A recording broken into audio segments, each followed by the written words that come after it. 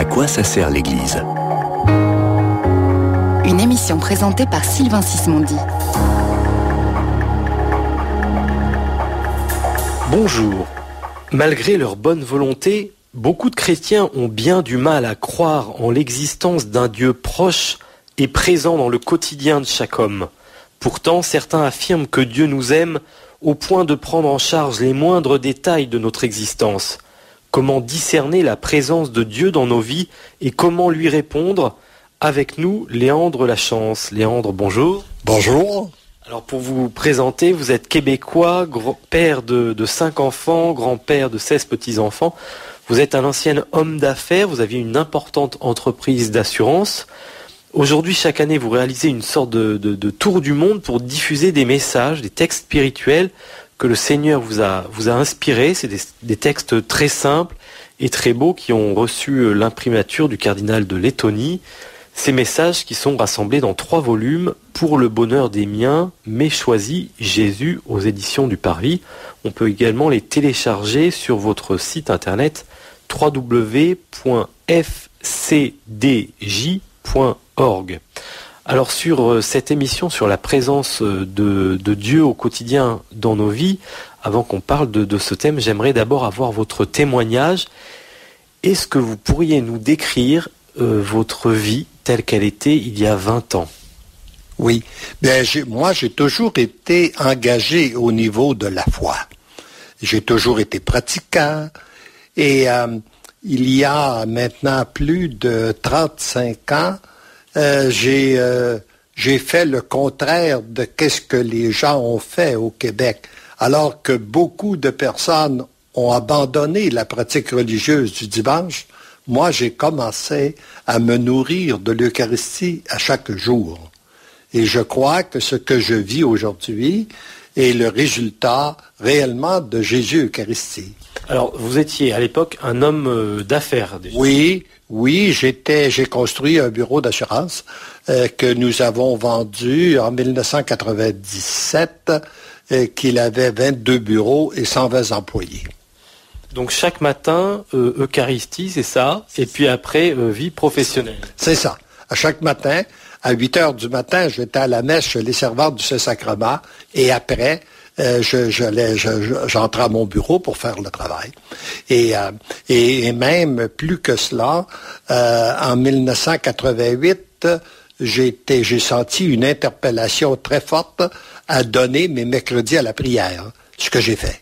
C'est-à-dire, donner vos mercredis, ne pas travailler le mercredi? C'est ça, exactement.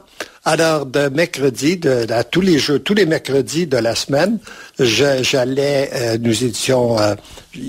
nous rencontrions un petit groupe et nous faisions de l'adoration, un échange fraternel et aussi on partageait des enseignements et ça se terminait avec l'Eucharistie. Alors, j'ai fait ça pendant 12 ans. De 1988 à l'an 2000. Parce que moi, j'avais décidé que Jésus aurait la première place dans ma vie. Et je pense qu'au fond, c'est une décision que chaque personne a à prendre, qu'il n'est pas obligé. Mais moi, ma décision a été que Jésus aurait la première place dans ma vie. Et c'est ce que j'accepte, c'est ce que je fais. C'est ce que je redécide aussi à chaque matin ou à chaque occasion lorsque j'ai un voyage à faire, lorsque je suis demandé pour aller donner des conférences, des retraites. Eh bien, le Seigneur me donne la santé et je dis oui, Jésus a la première place et moi je réponds oui. Et qu'est-ce qui se passe quand on met Jésus à la première place? Ça change le regard qu'on a sur son existence, ça donne une énergie supplémentaire. Qu'est-ce que ça fait? Je dirais que ça change tout.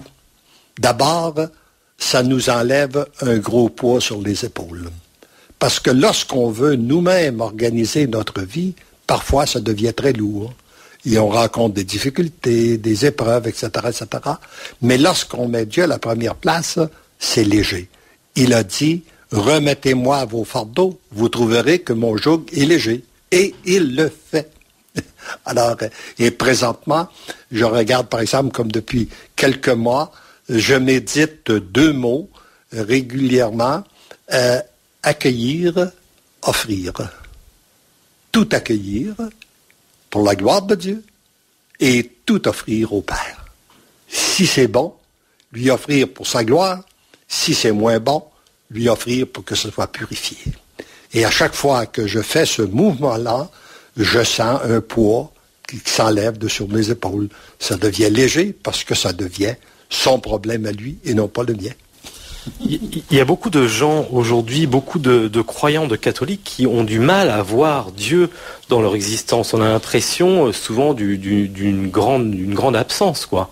Et donc on peut vivre même une certaine dichotomie avec d'un côté la vie de foi, on va à la messe, et puis il y a le reste du temps où on vit notre vie quotidienne et on fait ce qu'on peut et Dieu nous semble loin. Oui. Et je pense que c'est le résultat de la civilisation du XXe siècle où nous avons mis toute notre confiance dans l'homme, dans l'humain. Nous avons cru que par nous-mêmes, nous étions maintenant assez intelligents, assez savants. Notre science était assez avancée qu'on n'avait pas besoin de Dieu. Et là, on ne le voit pas. Et finalement, ce qui arrive aussi, c'est que très souvent, on publicise ce qui va mal. On publicise l'action du mauvais et on ne voit pas Dieu à l'œuvre. On a les yeux sur qu'est-ce qui va mal et on oublie de regarder ce qui va bien. Et moi, je pense qu'à chaque jour, il y a suffisamment d'événements malheureux qui se présentent à nous pour être malheureux tout le temps. Mais il y a suffisamment d'événements heureux qui se présentent à nous pour être heureux continuellement. Mais pour ça, il faut apprendre à les voir. Et c'est dans cette relation avec Jésus, dans notre confiance que nous faisons, que ça change notre regard.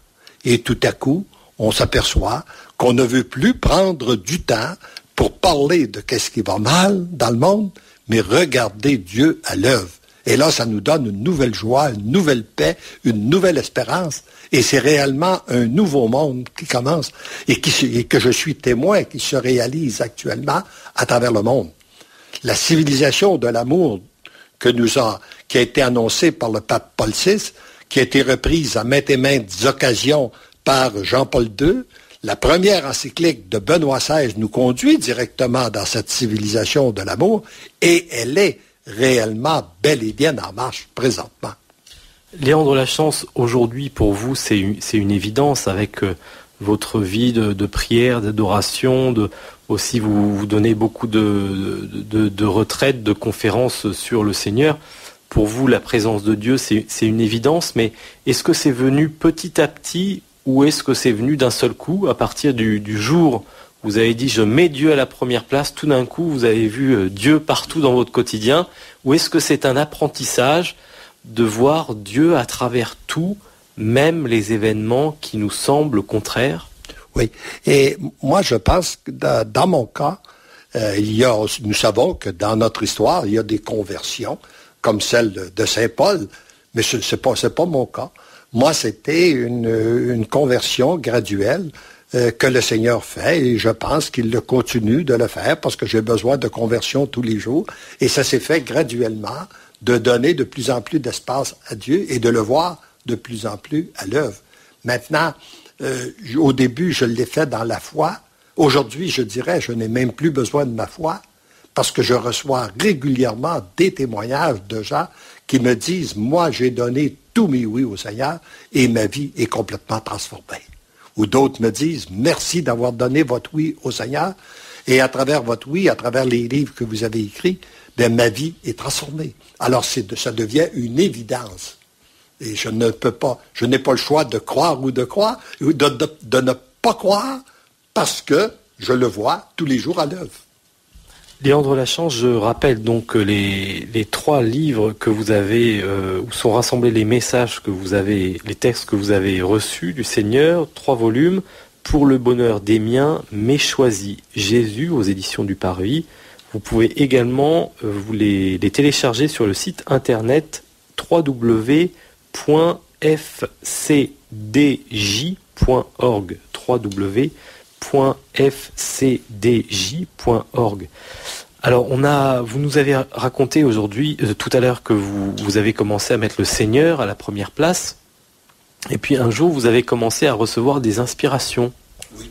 Mais moi, dans mon cas, il n'y a rien de particulier que j'ai reçu. Je dirais que c'est simplement par inspiration, et tout le monde est inspiré. Qui n'a pas été inspiré un jour ou l'autre par Dieu? Nous l'avons tous été.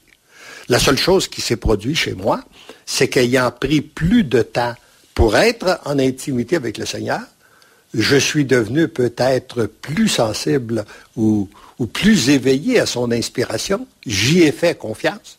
Et lorsque, un matin, je suis en prière et que je suis inspiré de prendre un papier et un crayon pour écrire alors que je n'ai rien à dire, j'ai accepté de poser le geste et vous trouverez le premier message.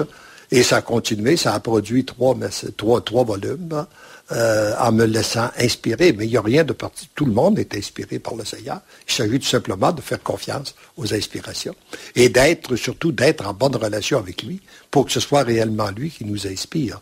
Parce qu'il y a toujours, sur ce plan-là, je sais que l'Église est très prudente et je suis tout à fait d'accord avec l'Église d'être très prudente sur ce plan-là parce que on peut penser d'être inspiré par le Seigneur et c'est nous qui disons, ou on peut être inspiré aussi par l'esprit du mal.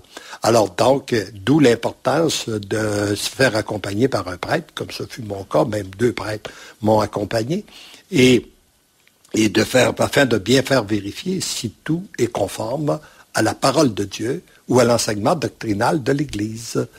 Alors, quelle est la spécificité de ces textes qui vous ont été inspirés? Quel est un peu le fond du message? Je dirais que c'est d'abord de renoncer à notre volonté pour faire la volonté de Dieu. Hein? Quand on dit 3 oui, quand on dit les oui, dire un oui total, inconditionnel et irrévocable à Dieu, c'est qu'est-ce que ça veut dire? Tu renonces à ta volonté pour faire la volonté de Dieu, ce qui est tout de même très conforme avec la parole de Dieu. Et quand on dit le Notre Père, la prière de Jésus du Notre Père, qui nous dit que sa volonté soit faite. Alors, mais parfois, je me suis surpris à dire, est-ce que ça se peut que depuis 2000 ans, nous ayons été des millions de personnes à dire cette prière, mais qu'on ne croyait pas à ce qu'on disait. On disait que ta volonté soit faite pour qu'il fasse la nôtre. mais alors c'est quoi la volonté de Dieu? Parce que c'est difficile comme ça de se rendre compte. C'est que je dirais que moi, de la façon dont je le vois, c'est d'abord premièrement en lui demandant, en me tournant vers lui, pour que sa volonté se réalise en nous, il faut renoncer à notre volonté pour accueillir la sienne et être prêt à l'accueillir, peu importe les événements, même si parfois les événements sont difficiles, sont plus douloureux et tout ça, les accueillir en lui disant notre oui et en lui demandant, avant de poser chaque geste, de se tourner vers lui, puis lui demander, Seigneur, qu'est-ce que tu veux? Puis après, j'agis selon les inspirations. Et dans la mesure où ça procure la paix. Quand ça vient de lui, ça procure une très grande paix. C'est ce qui m'a fait persister sur ce chemin-là, c'était la grande paix que ça produisait à l'intérieur de moi à chaque fois que j'écrivais.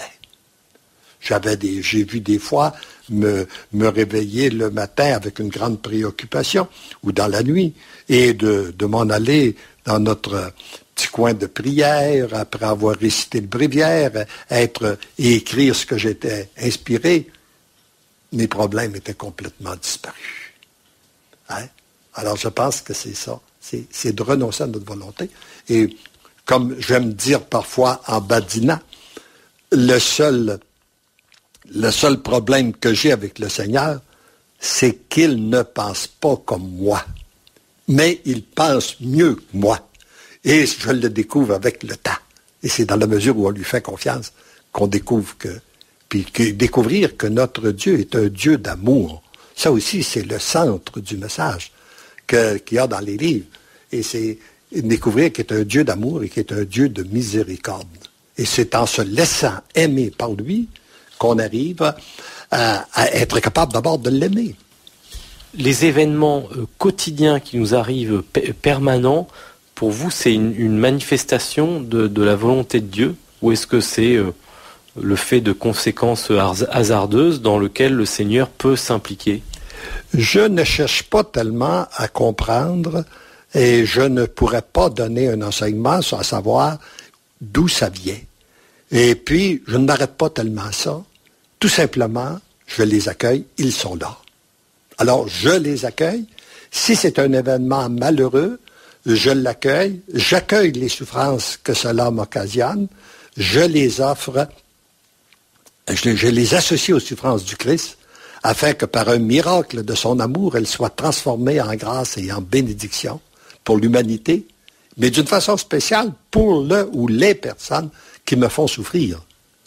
Alors là, et je m'aperçois qu'en faisant ça, que tout à coup, les problèmes sont dissous. Le Seigneur les a réglés. Je pense à la première fois que j'ai fait cette prière où je vivais une grande souffrance et j'ai dit, Seigneur, tu as dit, prends ta croix et suis-moi. Si c'est ça la croix que tu me laisses, je te dis oui, je la prends.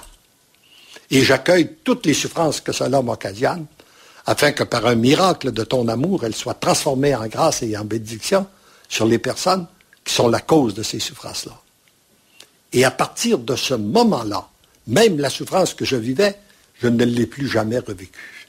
Le Seigneur me l'a enlevé. Mais il a fallu que je l'accueille, que je l'accepte. J'aime mieux le mot accueillir qu'accepter, parce que dans le mot accepter, il y a souvent résignation, on n'a pas le choix. Tandis que lorsqu'on accueille, on la prend réellement, on lui dit oui. Et là, et par la suite, j'ai réalisé que c'était dissous. Et j'ai beaucoup de gens qui viennent me confirmer aujourd'hui, qui vivent la même chose que moi. C'est-à-dire qu'à travers un événement, le Seigneur veut produire quelque chose dans votre cœur, le transforcer. Et je le vois de la même façon que ce qui est un événement heureux ou malheureux pour moi, c'est la même chose que les journées de pluie ou de soleil. Alors, la terre, pour que la terre devienne féconde, elle a besoin de journées ensoleillées, mais elle a aussi besoin de journées de pluie. Même pour que la fleur devienne belle, il y a besoin des périodes de noirceur. Les événements qui nous sont contraires et que vous pouvez comparer à la pluie, qu'est-ce que ça a de positif pour nous? Je dirais que ce sont pour moi des éléments de purification. C'est un mot qu'on n'a pas trop. Oui, mais nous avons tous besoin de purification. Que nous le voulions ou non, nous avons tous besoin de purification. Puis nous avons tous, parce que nous avons tous péché. D'abord, nous sommes tous pécheurs. Jésus est venu pour ça, pour nous. Alors, on a besoin de découvrir ça. Alors oui, et nous avons tous besoin. Et parmi les moyens de purification que je connais, le meilleur, le plus rapide, le plus efficace, le moins coûteux, celui qui entraîne le moins de souffrance, c'est le sacrement du pardon. Pour moi, faut passer par là. C'est le meilleur chemin, c'est simple. Ça, c'est simple, c'est pas compliqué. Et ce qui reste, où on aurait besoin d'autres purifications, je dirais que ça fait partie de la souffrance. C'est les éléments de souffrance qu'on a sur notre route. Et là, c'est dans la mesure où qu'on les accueille qu'ils produisent tous leurs fruits. Un peu comme la terre qui accueille la pluie, qui permet à la pluie de la pénétrer, elle devient féconde. Mais si la pluie qui tombe sur de la pierre, sur un sol pierreux, qui ne permet pas à la pluie de descendre, d'entrer dans le sol, la pluie ne produit rien. Alors pour moi, une souffrance non accueillie, peu importe la source, peu importe les conséquences, c'est de la pluie qui tombe sur de la pierre. Mais accueillie, c'est de la pluie qui tombe qui se laisse pénétrer, et ça permet au sol de devenir fécond. Quelle attitude faut-il avoir intérieurement pour justement accueillir et offrir un événement? Parce que quand quelque chose va contre nous, spontanément, on a un rejet, on a une colère, on a quelque chose. Comment est-ce qu'on fait si on a envie et puis malgré tout on sent que le cœur n'y est pas? Moi, je dirais que c'est dans l'accueil sans comprendre. Avec la foi, parce que sur le plan humain, quand on a dirigé une entreprise ou bien non qu'on est de beaucoup de milieux professionnels, on cherche à tout comprendre, à tout expliquer. Mais au niveau de la foi, je dirais, il n'y a rien à comprendre. Et c'est pas important qu'on comprenne. La seule chose est importante, c'est qu'on accueille. Elle est là, l'événement, elle est là. Bon, je l'accueille. Je comprends pas. Parce que moi, il m'est arrivé des événements souvent que j'ai compris, des fois 10 ans, 15 ans, 20 ans plus tard. Un exemple, donnez-nous un exemple. Un exemple concret de quelque chose, voilà, qui est... Bon, alors, J'en aurais plusieurs. Je pense par exemple à un événement où à la direction de mon entreprise, quand j'ai découvert davantage le Seigneur, où j'avais fait certaines expériences avec le renouveau charismatique, j'avais entrepris de convertir mes vendeurs. Alors, parce que je me disais, j'avais une belle équipe de vendeurs, mais ils avaient tous un peu le même problème. Ils aimaient prendre la boisson, ils aimaient courtiser d'autres dames, etc., etc., et ça créait beaucoup de problèmes. Alors, je me disais, s'ils étaient convertis, ça serait extraordinaire. Alors, j'ai entrepris de convertir ces gens-là. J'ai dit, bon, et j'ai fait pour certains gestes. Vous avez promis des augmentations de salaire? Pas nécessairement, mais disons que je venais plus généreux lorsque je voyais que quelqu'un avait la foi, et puis qu'il me faisait croire qu'il avait la foi. Et en entreprenant des convertir, ça a eu pour effet que j'ai perdu mon équipe. Alors, et ça m'a fait énormément mal parce que moi, j'ai toujours eu un côté paternel très fort et c'était mes petits garçons que j'avais entraînés, que j'avais embauchés lors de leur sortie de l'université. Alors, et puis, je jouais au père avec eux. Et là, tout à coup, ils m'abandonnaient. Et à chaque fois, ça me faisait très mal. Ça venait me déchirer intérieurement parce que je me disais quoi, ils ne m'aiment plus. Ils m'abandonnent pour aller travailler. Et cette souffrance-là a duré pendant 7 ans.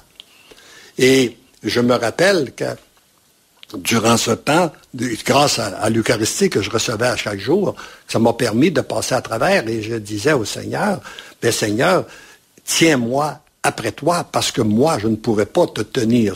Mes forces ne pourront pas résister parce que ça venait trop me chercher, ça me faisait trop mal intérieur. » Mais je réalise qu'aujourd'hui, alors que ça s'est passé pendant 7 ans, de 1975 à 82, et après 7 ans, j'ai eu un premier signe du Seigneur où 3 de mes enfants sont venus travailler avec moi dans l'entreprise. Ils ont commencé le même matin, qui coïncidait avec l'anniversaire de 30 ans de vie professionnelle. 3 de mes enfants commençaient le même matin.